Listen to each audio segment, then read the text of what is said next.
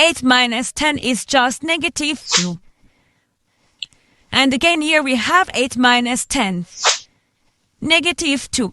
So negative 2 times negative 2 is just positive 4. But this answer is not correct because according to the order of operation, first we have to do parentheses, then exponents, then multiplication or division, and finally addition or subtraction. Remember that multiplication and division have equal priority and we have to move from left to right, and the same applies to addition and subtraction.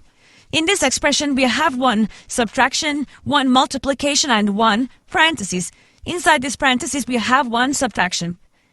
Here we have a multiplication because in mathematics when a number is placed next to parentheses, it means multiplication, and we usually don't write the multiplication sign for brevity. Okay? So, according to the PEMDAS, first we have to do this parentheses, then this multiplication, and finally this subtraction. If we do this subtraction before this multiplication or this parentheses, it is wrong.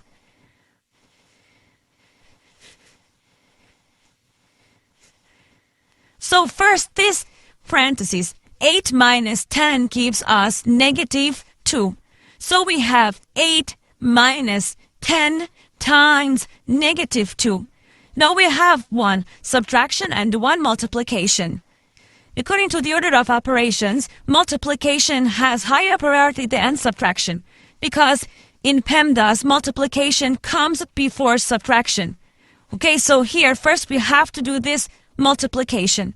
Negative 10 times negative 2 gives us positive 20.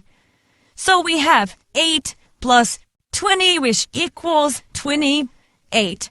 And this is our final answer to this problem. The correct answer is 28.